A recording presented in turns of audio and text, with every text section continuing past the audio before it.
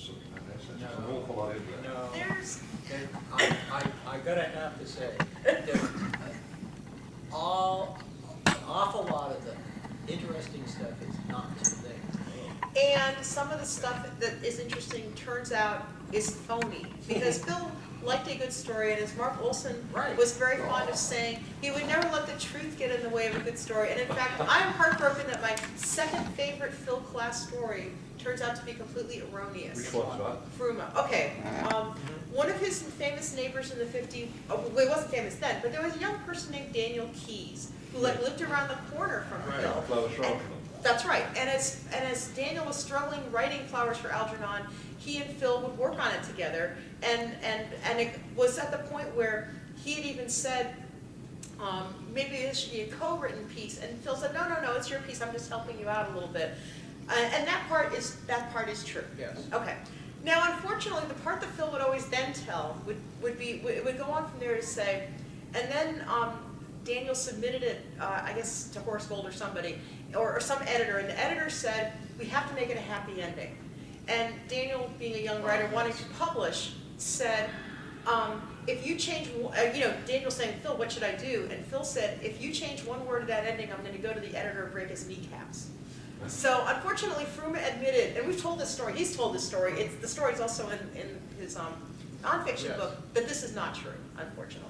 Fruma finally admitted that this week. I was going Fruma. Yeah. Destroying all my illusions from Nevertheless, I talked to Dan Keyes, who used to come to Conference on Fantastic in Florida. And I would always say hi to Phil from Dan and hi to Dan from Phil. Because Phil was retired in Fort Lauderdale. Daniel was retired from Fort Lauderdale. That's okay. Retired from Florida. That's all right. Yeah, that's all right. And, yes, they were friends. Yes, they were close. And yes, they did both quit writing at almost the same time to go be professors of writing.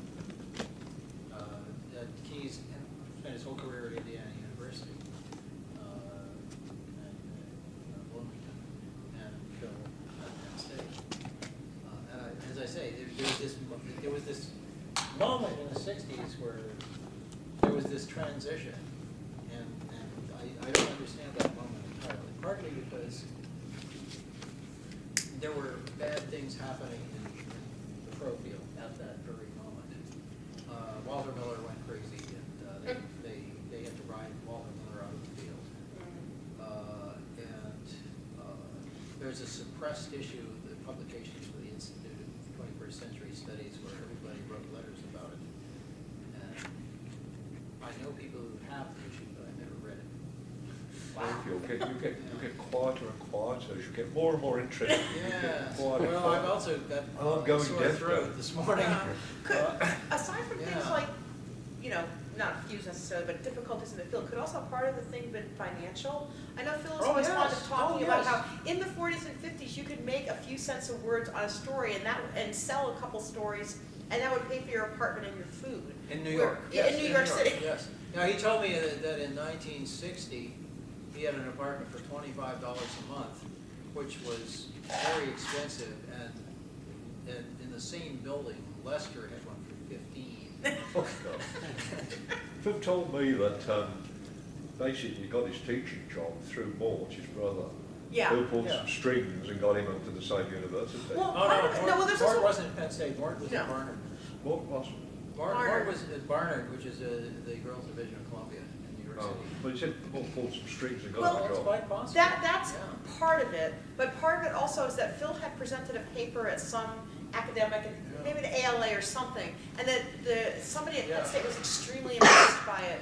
And I think it was a matter of, perhaps Mort putting in a word saying, Phil hasn't had the education, but he's very smart, he would be, because Mort was very, I don't know if he has a I can quick story speak to on. the apartment issue, Yeah, tell me because about I the wound up with Phil's apartment. I was a friend of friends, and in the fall of 1966, he and Fruma were leaving New York City and offered this apartment to my friends who for some reason didn't want to take it. So I took it, and it was $78 I mean, with the rent increases, because of it changing hands, the rent went all the way up to $78 a month, rent control. Right, yeah. And I paid key money, of course, because Right. that was how rent control Yeah. apartments changed hands, and got this nice walk-up Wow. apartment at 63 High Street. Now, I'll ask you, I don't know who you are back there. Were you ever Phil's students, maybe? No? Alas, no. I guess nobody here was a student of Phil's, though? Nobody? Okay. No, my connection is that my father hung out with the same circle that Phil hung out with. Oh. And used to describe it as my father's hobby was playing poker with science fiction writers. Oh, I see, but the Horace Gold game? Right, okay.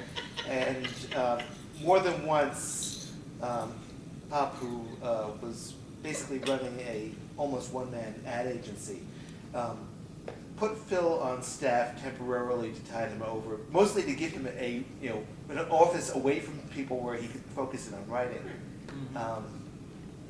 Yeah, I got Bob Sheckley to write about those poker games once. Horace Gold, who never left his apartment, Yes. would have a weekly poker game. Oh, yes. And he wanted to have a kind of art salon. It was not just science fiction writers.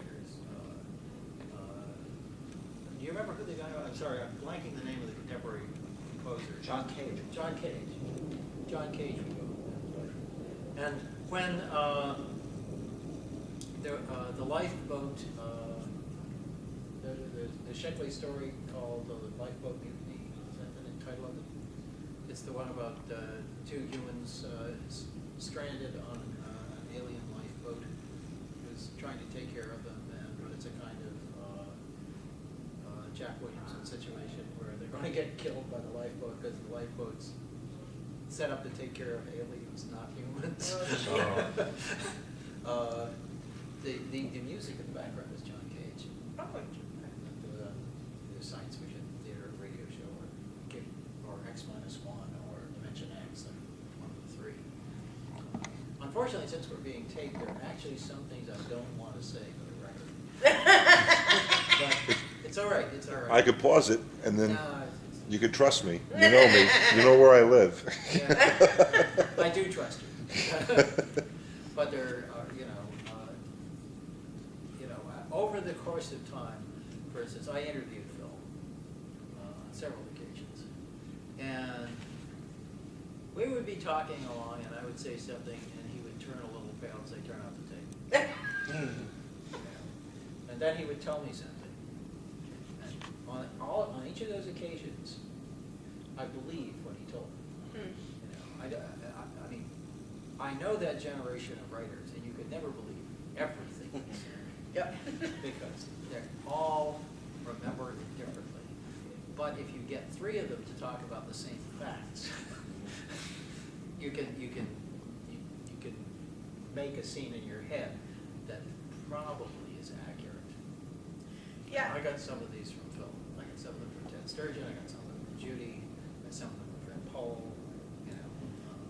There was also in his, in those long interviews that are in Dancing Naked, he didn't want to edit anything, including miscellaneous comments to the videographer. Those, at least I did get him to take out mostly. But there were two things that as I read it, I said, this really does sound kind of libelous. And I don't remember now exactly, I think one of them was about Harlan. But anyway, and the other one I don't offhand remember. And those, after about 6 months of discussing it, he finally let me excise like 2 sentences. Okay, was this Harlan and Charlotte? I think one was Harlan and Charlotte, and the other one right now I don't remember. So anyway. One of the most entertaining trips to a convention we ever had was when Phil was guest of honor down at Cap Clay down in Washington D.C. and we drove in from Pittsburgh down to Washington, and we got to hear all of Phil's stories for the entire way. And we didn't bring him all the way back. So we brought him back halfway, and then Adina met him halfway back. But a lot of them were these wonderful stories about Harlan, which I won't repeat here. Phil just had this whole set of Harlan stories. I'm curious about that though, because Phil was essentially a New York writer, Right. Yeah. of the 50s. Yeah. And Harlan, of course, came along a bit later. No, Harlan But- came in the early 50s to New York and stayed there. They knew one. Yeah. Did it? 1959. Oh, because I thought Harlan was essentially a West Coast. Mostly. Midwest and West Coast. Harlan didn't move to Chicago until like 57 or Did he 58. ever move to Chicago? Yes, he was. I don't remember that. That's, he Oh, lived, wait a minute. he was in Yeah, he the Cleveland area, and then I thought he went from there Detroit. to New York. Detroit Harlan came. No, came, Cleveland. Cleveland I think he area. actually lived in Cleveland for a year or two, and then moved to Oh, New yeah, York, I somewhere. thought, because remember, he was, He came to New York as a teenager, but Yeah. he spent some time in Chicago because he took, he got an editorial job at a paperback publishing company out of Chicago, which then, when he left to go to California, Yeah. hired A.J. Budrys. But, Was Royal. and Harlan told, Royal Publishers. I'm seeing your moment, I can't remember the very familiar name of this publishing company in Chicago. It was the only paperback publisher in Chicago. Anyway, and Harlan for decades told the story of how A.J. Budrys, took over his job and betrayed him. But how did Phil get to spend any time with Harlan? Though? because they were No, both in New because they were York at both the in same New York time. for like 8 crucial Yeah. years in the 50s. Yeah. But they're early Harlan stories, Yeah, not early, late Harlan. early. But, The early Harlan stories Maybe worse. are worse. Yeah. Wow. except of course, the interesting thing is this is when Phil was friends with Harlan. Yeah. So he got to hear all of this stuff then, and it's later that they fell out. Fruma tells the story that the reason they fell out was actually Harlan blamed something on Phil because, and Harlan still liked Fruma, except Fruma says that it was actually her that had done something, but Harlan didn't know it. And it was really her that he should have been mad at, but. Yeah, well, the gossip from that era is so Byzantine that it would take, decades to get a handle on it. There was But if couplings, you there were weren't there. uncouplings, there were divorces, there, I mean, there, But soap opera, but I major soap opera. heard that when, I wasn't at the ReaderCon when Harlan was guest of honor at ReaderCon, but I heard that apparently a good part of his guest of honor speech involved. Was ripping you. No, that wasn't me personally by name. No, it was ripping Phil. Yes, It was yes. ripping Phil. Yeah. And ripping you by. No, by- that was at LA when he was ripping Nespa and the editor of that Cordwainer Smith book. Oh, that's right, sorry. The Cordwainer Smith story. That's right. He didn't name me by name, but it was at the ReaderCon. The where he trade, was- the trade, the trade, yes, right. It was ReaderCon that he went off on Phil. Yeah, and I remember that, and I talked to Phil about that, because what had happened was that Phil had made a non-aggression pact with Harlan. Phil was not gonna tell Harlan. It's like, Yeah. this is like international diplomacy. Because Harlan's personality in the days that he and Phil had been friends was no longer operative, and therefore, Phil was not allowed to tell any stories about that person. Okay, and Phil had a long talk with Harlan and agreed not, and so he would say, "I want to be interviewed, etc." I don't want to talk about Harlan. Off the record, he would of course talk about Harlan. Yeah. But not in public, and he made a slip at one point before that ReaderCon, Ah. and told a Harlan anecdote. But of course, 6 people told Harlan. Instantly. And it wasn't, I was there, it was either the Nebulous where Phil spoke, or Might have been. or another occasion. Although I don't And think, it wasn't terribly, I don't think it was in his. hair-raising Oh, anecdote. in his speech, for example, which I was just rereading, he kind of joked about not talking about Harlan in his speech, and Right. he really didn't. He just kind of referenced Harlan. Right. And, But- but I wasn't with him every moment. At any I rate, don't know but what else. Harlan, it was reported to Harlan that Phil had told an anecdote, and therefore Violated Harlan, the truth. yes, it violated the truth, and Harlan could turn around and face it. Now, having heard the stories, I am certain, aware of why Harlan would not want that story Yeah. Yep. Yeah, but Harlan Ellison is far from the only person in science fiction who doesn't want the story told. When Damon Knight wrote The Futurians, Fred Pohl's comment on the book was, "Someone should have broken his hand." Well, one of the interesting things was at one point, Phil and Fred Pohl, I think, had something of a falling out in the 50s, and I guess they later became reasonable friends again, Yes. because apparently Yeah. Fred has written a really nice obituary. And in fact, somebody said basically it's much better than the Gerard Jones obit that appeared in the Times today. So I have to go dig Which I that haven't out. read yet. Yeah, actually, the story, Which time? the story of the 1950s in science fiction in New York actually revolves around Judy Merrill.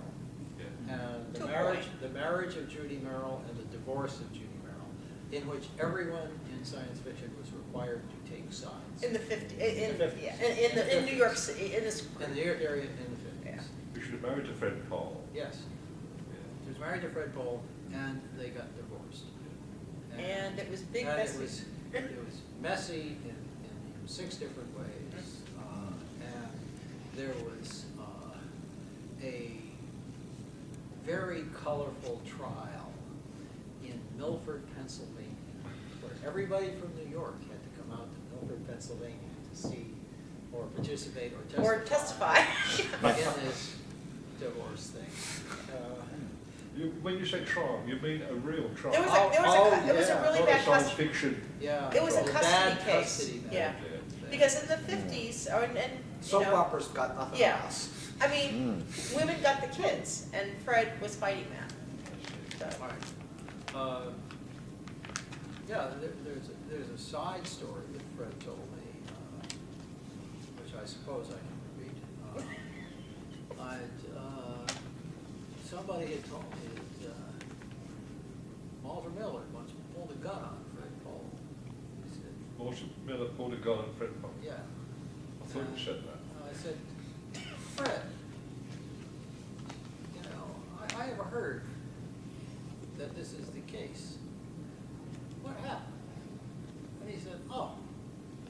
He said, that was really all a mistake. He said, Judy and I were getting divorced, and I was working for an ad agency, and Judy was living with Walter Miller in Texas, and I had taken a business trip to Texas. Since I was in town, I thought I'd go over and visit. Well, Walter was paranoid. When I came to the door, he thought the angry husband had showed up, and he showed up at the door with a gun. I said, well, how'd you feel about that? Fred said, well, I didn't like it at all. In fact, I didn't feel that it was my job to publish it after that.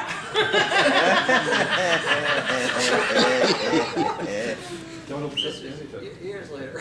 Yeah. I was, now I understood that. Walter Miller was a very difficult person. I heard many, many other stories about him. but that might be a panel for another day. But Yeah. that's better for another day. But Rule, as I say- rule number 1, don't pull a gun on your editor. Oh, yeah. There are several other things you don't do to your. Yeah. Yeah, one of the other odd things that Phil never did one time, I guess only one time, I never did again, was he once did an anthology in the 50s called Children of Wonder. Yeah. And Yeah. it was one of the first books to reprint That Only a Mother Could Love, which is, of course, Judy Merrill's Yeah. great story. Yeah. Yes. And the interesting thing was, Phil and Fruba did not become parents until extraordinarily late in life. And 70s, for, early 80s. no. Adina was born in 1976. She's 4 years older than Leslie. I remember. So, yeah. Okay. And, But I didn't remember what decade. yeah. But the thing was, even from the kind of stories he was looking at in the 50s, it's clear that he was always interested in parenthood. And as parents, they were wonderful parents. I mean, Adina is a great kid, and still is a kid. And in fact, one of the things that just so impressed me about how they dealt with her over the years was Adina fell in love with this guy a few years ago, and right now it's spacing on his name, but his last name was Lamanna, and they got married, And the thing was, just after they got engaged, they found out he was extraordinarily ill. I think it was some kind of leukemia. And he was basically, they told him then that they didn't think he was going to live very long, but Adina and I'm sorry, I can't think of his name, he's just a really wonderful guy. They got married, and for various reasons, he wound up having to live with his mother to get treatment. And then he died 6 months after their His wedding. family was really nuts. I mean, his mother was nuts. I mean, you know, anything we've talked about, Phil dealing with nutty people in New York. His daughter's mother-in-law was the craziest. I mean, this woman was completely out of it.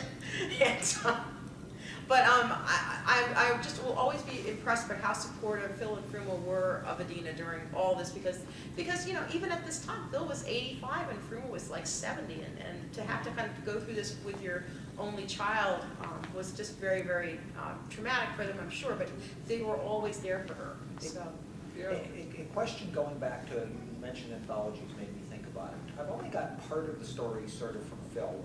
What happened that Phil is probably the only major science fiction writer that doesn't have something in the Science Fiction Hall of Fame? And it seems that Phil, I got a garbled story from him once about how something was supposed to be there, but something happened with Silverberg. And Phil did not make life easy for any editor or publisher. Yes. yes. And Fruma helping him made life even worse at times, yes. Right, okay. I don't know the story. I'm sure that Bob Silverberg would tell it now. And I'm sure that it had something to do with Phil wanting something unreasonable. Yesterday, Darrell Schweitzer gave me an interview he did with Phil. Okay. In 1977.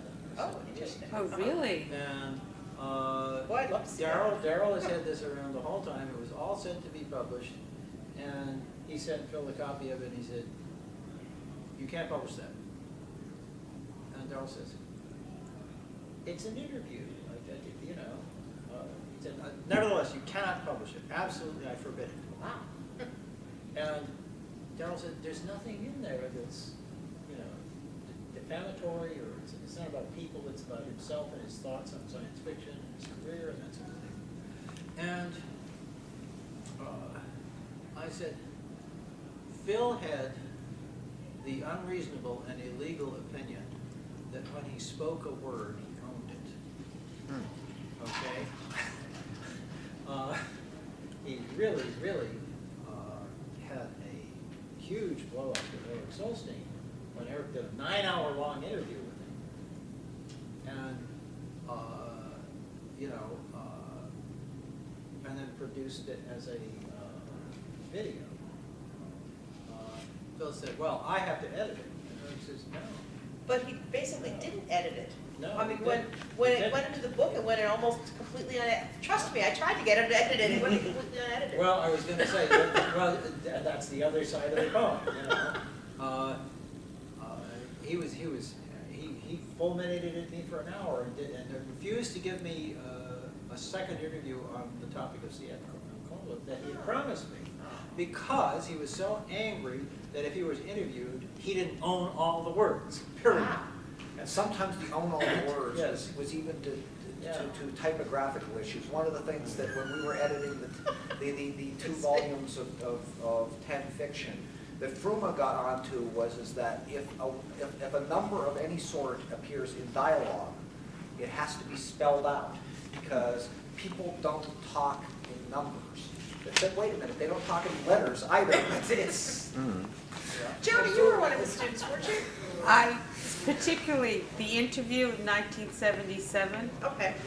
76, 77 winter term is when I found the science fiction class that Phil Ten taught. He definitely used the Science Fiction Hall of Fame as a tool, absolutely nothing. There was no negative overtones when he presented it as a reference. He may have been a curmudgeon, but it didn't come across as a teacher. And he basically filled out everything around what I had been getting off the bookshelf in the library where my mother worked, and I had met Todd. No, I was gonna say, actually, And I was just really upset that I did not discover this until senior term, because I had a major and a minor. And it was too late for me to connect with the science fiction club at Penn State. But he was, I have all my class notes, everything. I mean, I got all the serious Is history. that a pun? What? The class. Class notes? One of the Yeesh. other, Yeah. one of the other things I was trying to nag at him to get into the nonfiction volume or to his website, I also am the webmaster for the williampenn.com website, is like a syllabus for a science fiction class. Because I thought that would have been a really interesting essay to have. I said, Phil, you must have one. And it's another thing we went back and forth on for about a year. And finally he said, no, I don't really want to do that. I'm saying, I'm really sorry to hear that. yeah.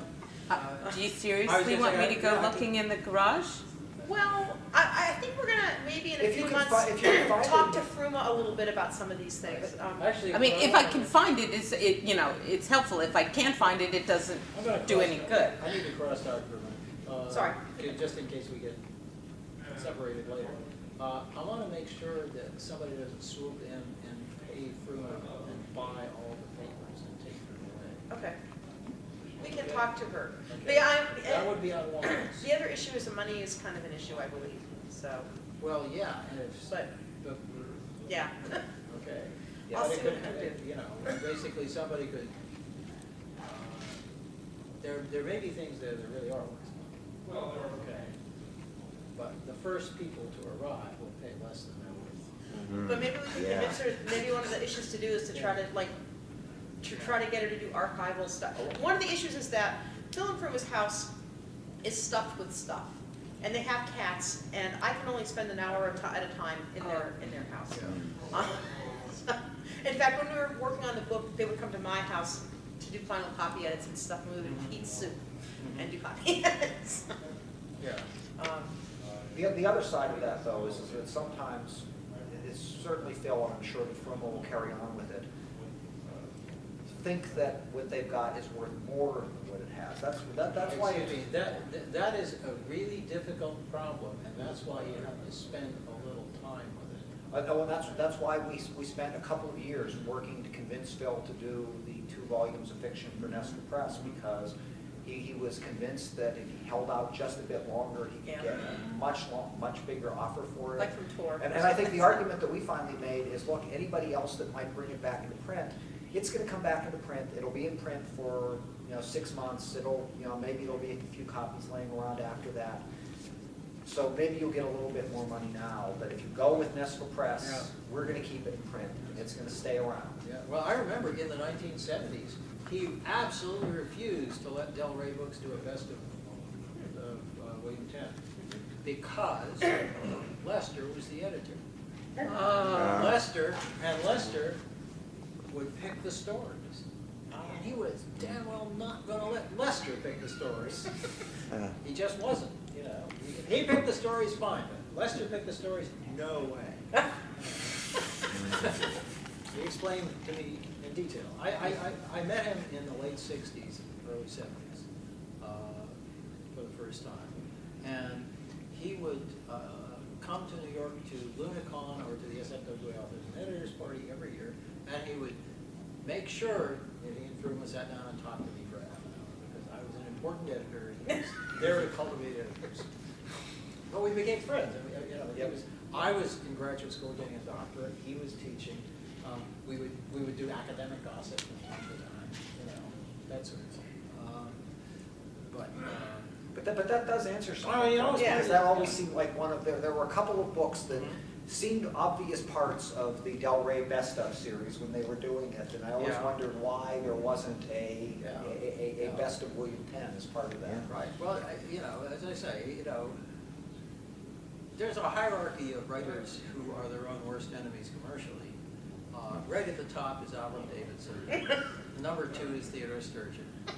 Eric Grant Russell was yeah. a real pain in the backside. Yeah, but his books got published. Yeah, but I was working on a Valentine collection for Judy Lynn, Del Rey, of Eric Grant Russell's best of. Yeah. it was just impossible. He just, frankly, he was angry that anyone would dare to put a collection together of his stories. Yeah. They're all out of print, you know, you're forgotten almost. Wow. You're going to get paid for this, but it was just so unreasonable. Yes. It is getting to be towards the end. Does anybody have any other questions or want to raise any topics? Because I think, yeah, you had, what would you like to say? I'm enjoying the personal stories. I'm wondering if you would have time to talk a little bit about his science fiction stories. It's been a long time since I've read them. I read them, he was in fantasy and science fiction, I think, a long time ago, you know. I haven't read the Nesfa books. I bought them, but I haven't read them yet. So can you spend a little time on his actual work, science Well, fiction? we'll read one story to begin with, The Liberation of Earth, Yeah. which is a marvelous story. Oh. It encapsulates a lot about him. It's about successive alien invasions of Earth, in which the aliens come here in order to convert us to their religion. And, you know, when the first wave of aliens comes and performs its conversion, that's one thing. But of course, the jihadists from the next religion come in, and you know, at the end of like 3 or 4 invasions, you know, we have the true religion, and Earth is just a wasteland. Yeah. And in the 1960s, I used that story talking to a friend as an example of Yeah. why Vietnams don't work. Yeah. Well, You know, it's And the Middle East. basically Well, that's it- what it's they did to it's the a story Fertile that keeps Crescent. being relevant again and again. I think the last line is Why Earth is has well and desert? truly been liberated. Yes. Yeah. Yes. No planet has truly been as liberated as we. I mean, it ties to a wonderful. comment Lori made before the whole thing started, that 10 stories don't seem to age the way some of the other Yeah. stuff in the 50s Yeah. does. Yeah, one of I was the, going to say, basically, not only was he ironic and satirical, he's actually a very penetrating and insightful cultural critic. yeah, I Did mean, you one know of about Venus, where he did the same thing? On Venus, we got to there's another No, one. no, Venus and the Seven Sexes. 7, 6. The one with the successive Satyr and Grab clusters. rare clusters. Yeah. Was that his also? Oh, that's liberation. That's liberation of Right, Earth. yeah. Was that Earth? That's liberation of That was Earth, Earth, okay. So on Venus, we got a rabbi Westbills? Oh, yeah, Yes. absolutely. Yeah. Because I remember that, but then I That's a great couldn't remember who the author He would was. read it Yeah. with the original intonations, including at Millville, but you were a little busy at Millville, so. Yeah. Sorry about that. Yeah, here we go to the But, running. but I mean, Yeah, I do remember that He one. actually did And read I, aloud his own fiction Oh, very it was well. very, yeah, he was really. But, you know, his only quote-unquote real novel, The Man at the Walls, is basically about, you know, humans being, you know, so low beneath the aliens who have taken over Earth that they are permanent. You know, they survive only, you know, the way mice and bugs survive. I mean, I think what I generally remember about Phil's fiction is in the 50s and 60s, you tended to have a fair amount of hard science fiction. He was kind of writing cultural, and you know, not really the way that like the sociological and psychological science fiction of later the 60s and 70s. He was kind of writing cultural science fiction set in often in urban areas. The one I stick in my mind, which is a tremendous story, and Phil said he spent a year learning how to write it, was The Custodian. It appeared in If, which was a middle-ranked market. And it's a wonderful story. I was so convinced that Phil was this incredibly clever man. There's one guy taking one last starship from Earth before the sun goes nova, and he has to select all the treasures of Earth, what you're going to take on this one spaceship. And it's a wonderful story. And, you know, He told me that actually for the first 10 years of his career, he was in competition with Heinlein. yeah. And he kept working out these stories, and just as he had got the answer and was beginning to write the story, a new Heinlein story would come out.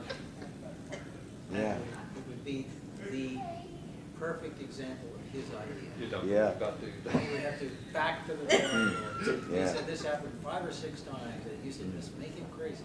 Yeah. Negative telepathy, I think he called it at one point. Yeah. But it gives you some sense of what he felt. I mean, he really, on the one hand, respected John W. Campbell and despised John W.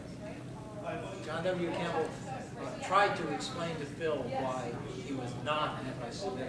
Oh, yeah. Yes. You know, mine. And, Because the Jews are a super race. yes, the Jews are very, Yeah. Yeah. He sold up after firewater in the stone. yeah, He fell out of the camp. Right. The camp Yeah. tinkered with it. right, And Phil never forgave him. He never sold the stuff. right, That's a brilliant story. yeah. Yeah. Three things, if I could.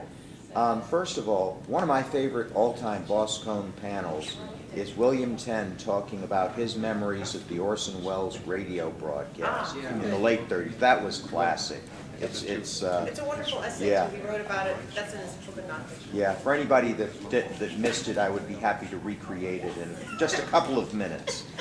Second of all, oddly enough, for somebody that hated being edited, he was a really good editor. I don't know how much influence Judy Merrill had on Children of Wonder as an anthologist herself, but that is really a great Yeah. fantasy Oh, it's anthology, wonderful. well worth hunting down in the used book department. Yep.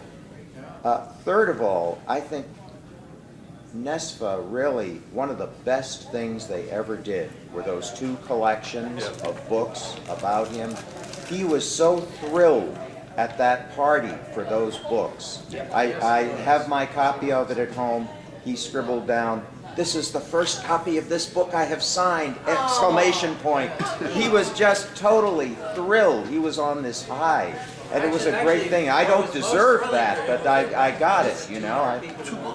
Yeah. Two books, one short stories, one essays, right? There's two Yeah, there are two short fiction stories. ones. Oh, two That was a fiction long and one line. That nonfiction. was Sorry. some line. But he loved those. Yeah, I just want to yeah. observe, it's roughly almost to the minute a week that Phil died. Wow. He died home around his books, and that was nice. But it was a little Pittsburgh blizzard, which was not nice. But thank you for coming, and Yeah. check the website. I've been passing stuff along to Phil who has a little bit of online difficulty, and there will be actually a memorial service for Phil sometime this spring. Because it got blizzarded out on us. Oh, yeah, gee whiz. All right, thank you. Thank you. Yeah, but it's a bigger room, bigger room. Thank you for coming, I appreciate it.